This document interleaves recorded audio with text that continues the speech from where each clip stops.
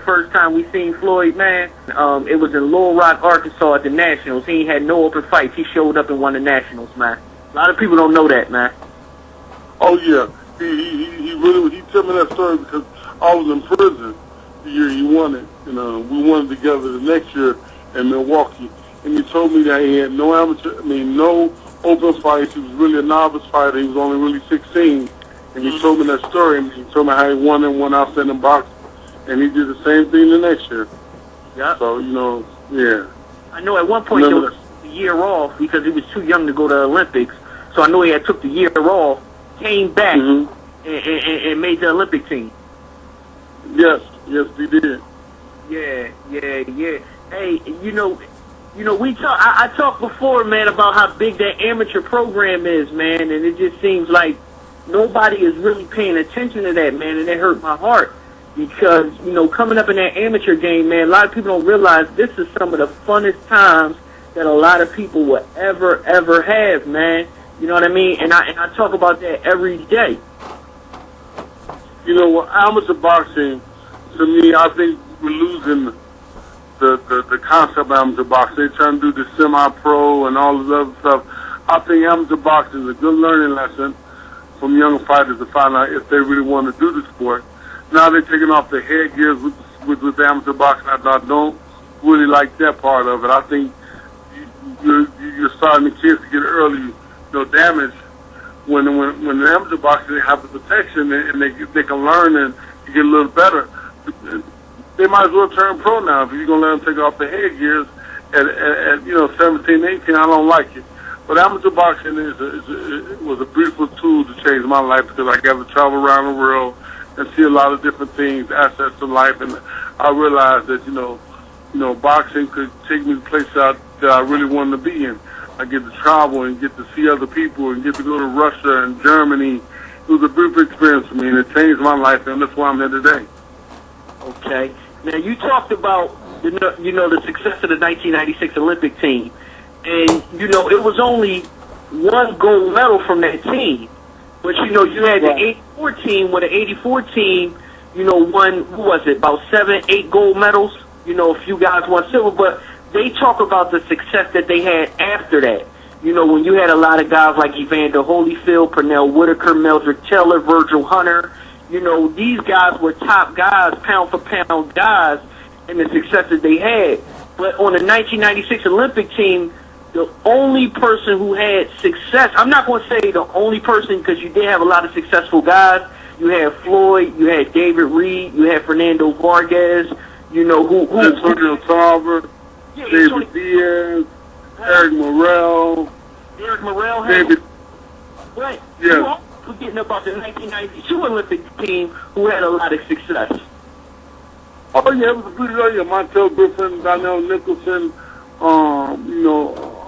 Oscar De La Hoya. Man, that was a very good team. I like that team too. I mean, it was Olympians. American have produced a lot of great Olympic teams. Everybody got their own opinion who's the greatest, who's the best. I think, just got my opinion, 76 and 96. To my opinion, was one of the best teams of all time. I think we can match up with anybody. I think we can pound for pound, go blow for blow with them.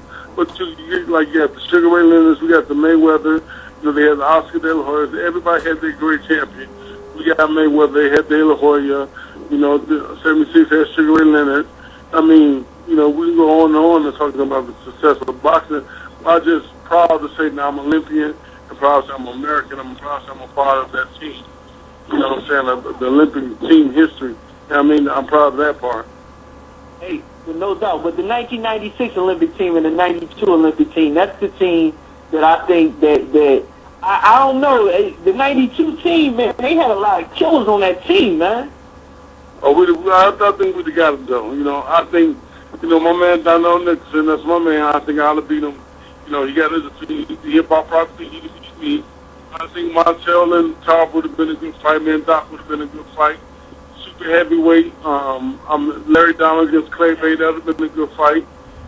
You just go down the list. There's a lot of good fights there, and hopefully we can do something in the future and have a sparring session. I'll be willing to do it. Hey, listening, I'm not going to hold you though. David Reed or Fernando Vargas didn't have nothing for Vernon Forrest though.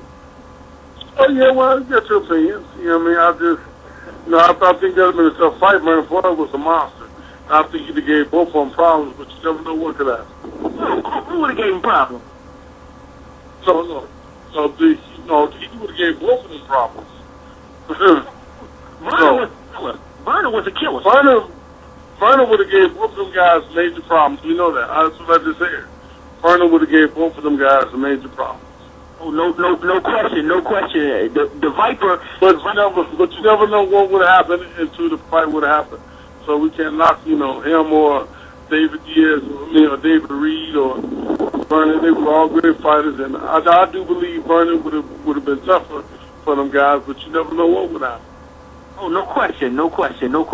I mean, you look at that team. No, look at the 1996 Olympic team. It was a lot of sleepers.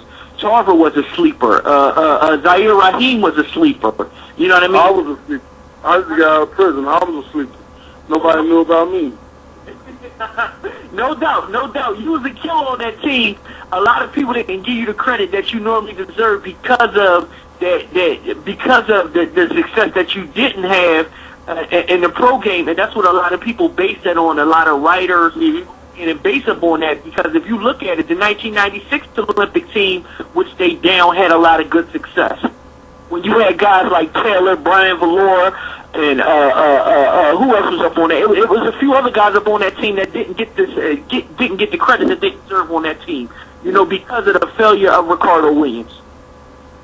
Oh yeah, the Ricardo Williams situation changed USA boxing for a while. When Ricardo, he's doing good for himself now. I like to see that he's training and he's focused. He changed his life. I wish he would have did that in the beginning of his career because sky could have been the limit for him. And I truly like the young man, but when he did that and went haywire with the wild stuff he was doing, it kind of fucked up USA boxing for a while. But that's why this year there was no medals and really no one got sign-up bonuses. No one, But I truly think we're going to change that around for the 2016 team. Hopefully, I could be going to come one of the coaches or the head coach, and hopefully, in the future we could change those things back around again. Okay. What you think some of the things that need to happen in order to change USA boxing? To bring back that prominence that we had. To bring back them 92, 96, the successes, even down to Andre Ward winning the last gold medal in the Olympics. I think that we need to give back. We need to get more funding. They're making it too hard for the young fighters to pay for these trips now. They don't count financially like they used to.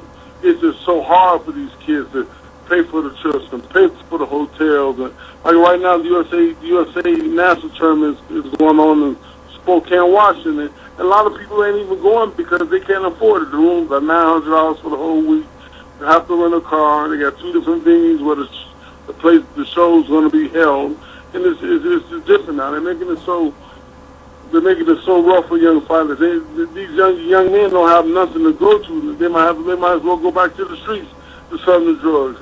If boxing for me didn't have an outlet for me, and it was basically kind of free, and it didn't cost as much as it do now, I probably would have went back to the streets. You never would have known Nate Jones Olympic bronze medalist because the funding was there, but now funding's not there. So the next Floyd Mayweather might decide, I'm not gonna go to the gym today. I'm gonna go sell me some work, and then that day he might get shot, or that day he might go to jail for the rest of his life, and we never know the next Mayweather.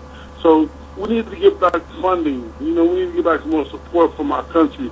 We need more people to fund USA boxing and help out. And I think we need our fighters, the fighters like the champions like Ward and Mayweather. Because it was easy for us coming up. I think the fighters need to donate back to USA boxing. I think Mayweather and the Holyfield and the Oscar De La Hoyas, it shouldn't be no problem for them to give up 1% of their time they fight, because if it weren't for USA boxing, there wouldn't be no Nate Jones or no Mayweather or no Oscar De La Hoya. So I think we all need to give back a little bit. I think the Oscars and the Floyd and the Bernard Hopkins, I think all these guys need to every time they fight, give up 1% or 2% of their purse. It wouldn't hurt them. Tax write-off. So they boxing, it'd be more funding, it'd be more availability for the young fighters. That's what I think we need to do.